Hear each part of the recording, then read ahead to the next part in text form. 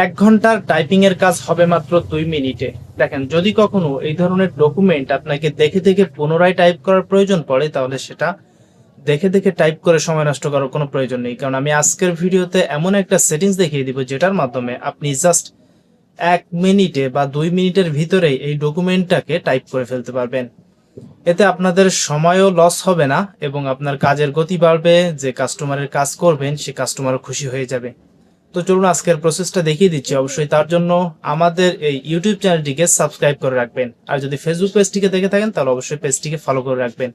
আমি অনেকটা ঘাটাঘাটি করে দেখেছি, এই টাইপের ভিডিওগুলো ইউটিউবে তেমন পাওয়া যায় না এবং কেউ শেয়ার করতে চায় না। তো আমি বিষয়টা আপনাদের সাথে শেয়ার করতেছি, আশা করি আপনারা আমাকে সাপোর্ট করবেন এবং সাথে থাকবেন।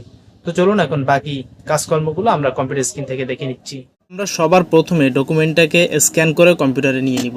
তো দেখতে পাচ্ছেন আমরা এখানে স্ক্যান করে নিয়েছি এবং এটাকে প্রথমে আমরা আমাদের ডেস্কটপে পিকচার আকারে সেভ করে নিব জেপিজি ফরম্যাটে। তো আমি এটা নাম দিয়ে দিলাম 88, দেন এটাকে আমি সেভ করে নিচ্ছি। তো সেভ করে নেওয়ার পরে এখন প্রয়োজন পড়বে আপনাকে আপনার কম্পিউটারে ইন্টারনেট কানেকশন দেওয়ার। তো আমরা দেখতে পাচ্ছেন এখানে ওয়াইফাই থেকে ইন্টারনেট কানেকশন দিয়েছি এবং এখন আমরা চলে যাব যে কোনো একটি ব্রাউজারে। তো আমি আপাতত গুগল ক্রোম ব্রাউজারে আসলাম। তো আসার পরে আমরা এখান থেকে নতুন একটি ট্যাব নিয়ে নিব। নেওয়ার পরে দেখতে পাচ্ছেন এখানে গুগলের ইন্টারফেস দেখা যাচ্ছে। তো এখান থেকে আমরা চলে যাব এই ক্যামেরা আইকনে। তো আমরা ক্যামেরা আইকনে ক্লিক করার পরে দেখতে পাচ্ছেন ড্র্যাগ অ্যান্ড ইমেজ হিয়ার একটা অপশন আছে, এখানে আপলোডে ফাইল লেখা আছে, এখানে আমরা ক্লিক করব। ক্লিক করার পরে ডেস্কটপে আমরা যে ফাইলটা সেভ করেছি সেটাকে জাস্ট এই যে 88 সিলেক্ট করে দিয়ে ওপেনে ক্লিক করব। তো ক্লিক করার পরে একটু সময় নিতে পারে, জাস্ট আপনারা ধৈর্য ধরবেন। এখানে দেখতে পাচ্ছেন ডকুমেন্টটা কিন্তু সম্পূর্ণরূপে শো করতেছে।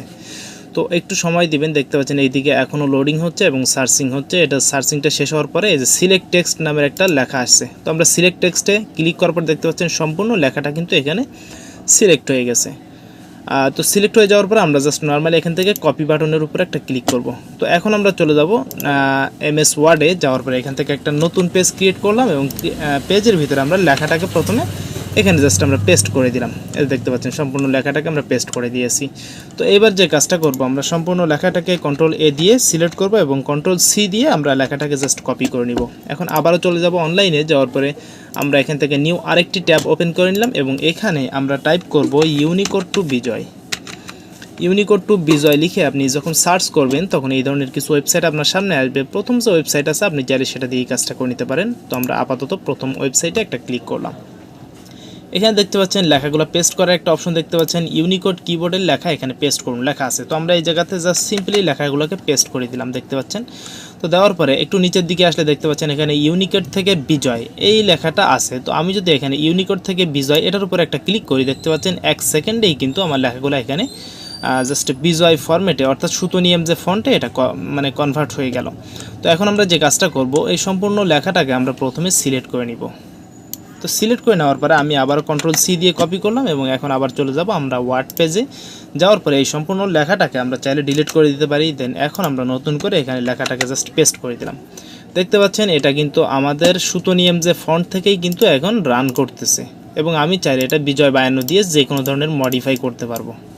তবে হ্যাঁ, বলেই রাখি, দেখেন এই ধরনের কাজগুলো করলে একটু বানানটাকে আপনারা জাস্ট চেক দিবেন, কারণ এটার ক্ষেত্রে কিছু কিছু যুক্তবর্ণ ভেঙে যায়। যেমন দেখতে পাচ্ছেন সিদ্ধান্ত লেখার ক্ষেত্রে সিদ্ধান্তটা কিন্তু ভেঙে গেছে। তো আমরা যদি এখান থেকে সিদ্ধান্ত এটা লিখে দিলাম এবং গ্রহণের ক্ষেত্রে যে রফালা ছিল সেটা কিন্তু ভেঙে গেছে। তো এই ধরনের কিছু সমস্যা হতে পারে, তবে আমার মনে হয় এই কাজটা আপনারা একটু দেখে নেবেন, তাহলে আর কোনো প্রকার সমস্যা হবে না। আপনার টাইপ করার থেকে এটাতে অনেক গুণে সময় বেশি বেঁচে যাবে। আশা করি ভিডিওটা আপনাদের কাজে লাগবে। ধন্যবাদ সবাই, ভিডিওটা শেয়ার করে দিবেন। যারা নতুন আছেন আমাদের ফেসবুক পেজ থেকে দেখে থাকলে অবশ্যই পেজটিকে ফলো করে রাখবেন, আর ইউটিউব চ্যানেল থেকে দেখে থাকলে বিনীতভাবে অনুরোধ করেছি আমাদের চ্যানেলটিকে সাবস্ক্রাইব করার জন্য, কারণ আমরা প্রতিনিয়ত এই ধরনের ভিডিওগুলো এখানে আপলোড করি। এতে করে কি হবে, আপনারা প্রথমেই আমরা যে ভিডিওগুলো আপলোড করবো সেটা সবার আগেই দেখতে পারবেন। তো ধন্যবাদ, আজকের মতো ভিডিও এখানেই শেষ করছি। দেখা হবে নেক্সট কোনো ভিডিওতে। খোদা হাফেজ।